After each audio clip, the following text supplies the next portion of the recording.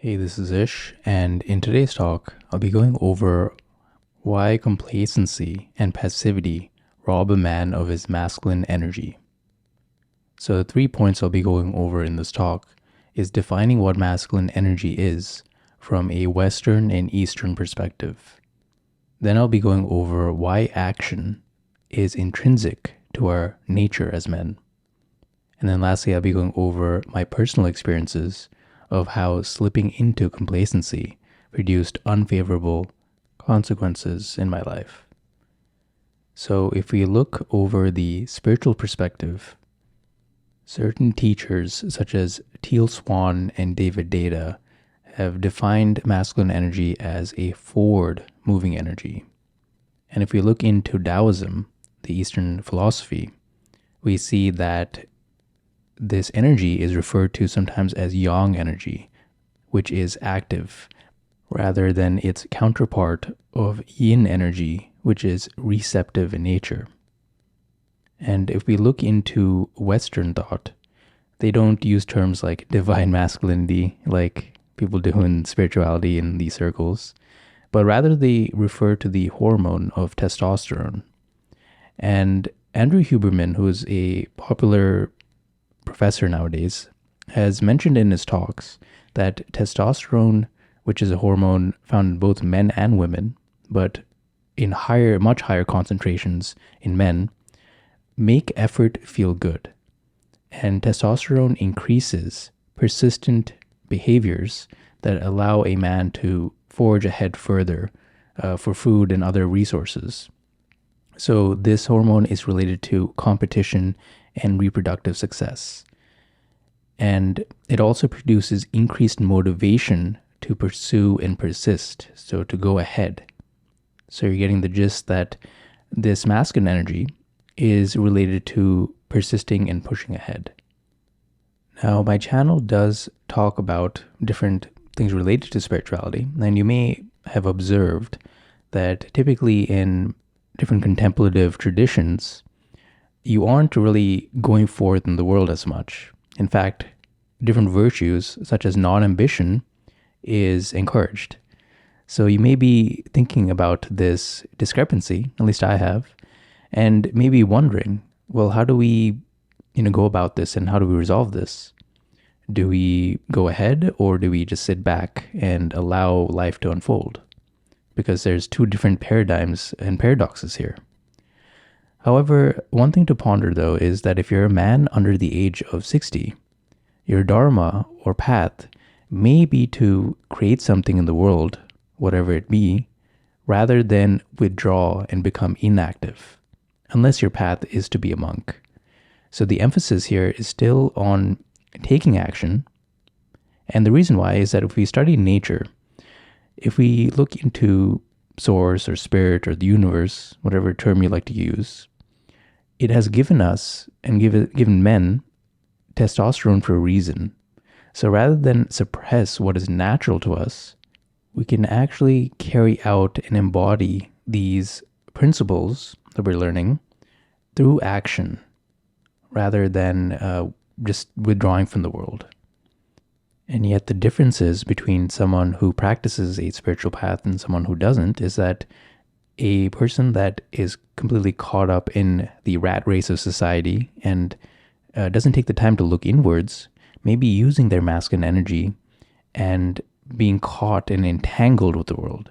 So they may have a lot of attachments and they're acting to get something rather than acting without attachments or wanting the fruits of our actions. And this is something that the Bhagavad Gita talks about quite a bit. And I actually recently came across an article from the Yoga International website, which led me to reread the Bhagavad Gita, which further clarified my experiences. And when I read this, it was actually almost brought a tear to my eye because it just made so much sense and it clicked to me. So I'll be reading this to you now. And this is just a short excerpt. Individual nature. Each of us has an individual nature that gradually reveals itself as we grow. If we are fortunate, we have experiences that strengthen that nature, giving us confidence in ourselves. Krishna explains that each of us is disposed to perform actions that suit our nature and to fulfill the responsibilities that come to us naturally. Struggling to do things that do not really suit us or that are the responsibilities of others is a mistake. This is why when Arjuna dreams of renouncing the world and living as an ascetic in the forest, Krishna reminds him that his entire life has been dedicated to defending righteousness. He is a warrior. His nature is not of the renunciate monk. Facing an army that is determined to steal his kingdom, he must fight. Similarly, in our own lives, situations call for a response that is appropriate to who we are, to our nature and responsibilities. If I am a runner, then I must race to win. If I am a poet, then I must express myself in words. And if my work at the moment is to wash dishes, then I must make them clean. In such cases, the fruits of my actions are not my motivation. They are the outcome of doing what is mine to do anyway. Acting from this realization is yoga.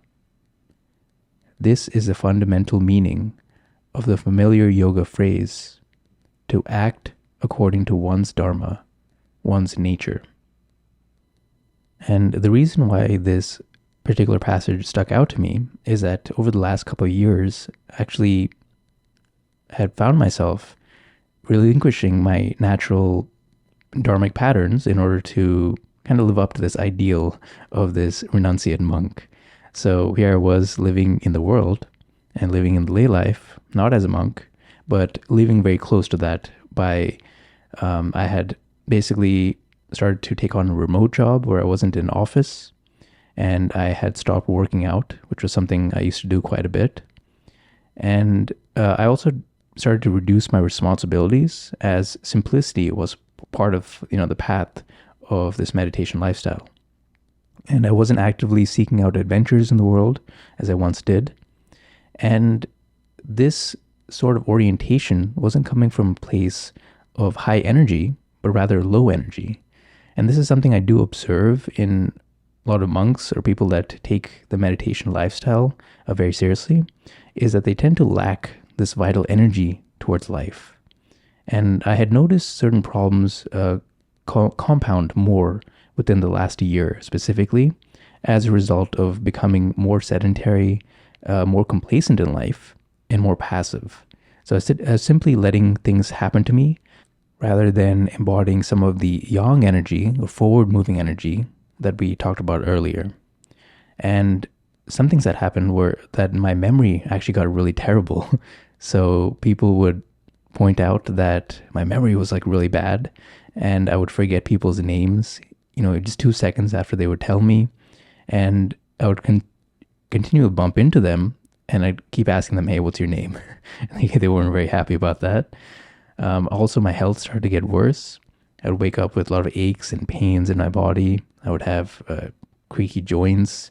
I felt very lethargic and depressed, unable to get out of bed for a lot of days.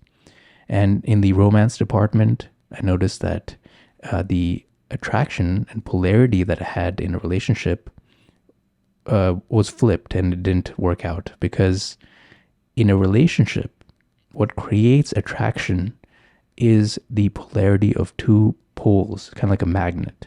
So it is through masculine energy and feminine energy that creates this magnetism. And as a side note, this is not gender dependent, and also many people prefer a more 50-50 type relationship. But for many people who prefer to play a certain pole, what happens is that when the dynamics change, then there is a loss of attraction. So in the feminine partner's case, she then had to play out the masculine pole because I wasn't asserting anything. I wasn't clear in my direction in life. I wasn't making any plans. So she was the one then stepping up to make plans. And then I wasn't exerting any kind of strength in my life or clarity in decision making. And she basically got just disgusted with that behavior and left. And I also was performing worse in my job as well because I just didn't have the energy to go forward and care about things. Also, I noticed my voice start to become a bit more quiet and soft and restrained. So I wasn't able to speak up in social interactions. And this also led me to become more stuck in my head, this weird social anxiety thing or it's rethinking things. So definitely not good in all aspects of life. And when I started to make changes through different lifestyle choices, I noticed an increased level of energy and happiness. And this is a certain vitality that came over me where I had the willingness to take on life and tackle life. And, this took a gradual process, but some of the things I did, and this maybe may help you if you are experiencing this certain stagnation or passivity in life, is by working out and incorporating cardio and also weights. I also made sure not to skip meals. That's something I did quite a bit. And I made sure to go out in the sun, and the sun is yang energy. And regarding my work, such as making these videos and all that, even if I didn't have the energy to record, I just started to write up a script. So at least I was doing something. So you want to make sure that the ball is rolling somehow, and just take baby steps. You don't have to, climb mountains or anything, but just take little actions and small actions that will eventually gather momentum over time. And when I started to do these things and kind of swing the pendulum back from an extreme place of excessive yin energy where I was very passive and not going forward, I noticed some benefits start to creep back in. So it's coming back to an optimal state. So I noticed that my voice was able to project a bit more and it was a bit more clear. And instead of being more anxious, I was actually more confident and more energetic. And I found it much easier to talk to people, make more friends again. And then I was able to, with this increased level of energy, I was also able to perform better at my workplace. Instead of my body feeling weak all the time, it actually felt very strong and I had this energy like I mentioned. And while all these benefits seem to be experienced in, the outer world, such as friends and things going on, I also noticed a growth in the inner as well. Because with this increased energy, this also fueled my meditation practice and gave me this sort of vitality and dynamic quality, which is often talked about in Zen, especially in the Rinzai school, where they really stress energetics and, feeling your power when you meditate. And energy is also a factor of enlightenment and a spiritual power, which is found in the classic Buddhist texts. So, this actually helps you out. So if you've been listening to this and you can relate to what I'm talking about and you'd like to increase this yang energy or masculine energy and rise out of passivity and stagnation to improve your life, here are 5 tips. So the first is to ponder your calling in life. So think about what your natural aptitudes, inclinations, gifts, or what you do well at in the world, and how could you bring that to benefit others in the world.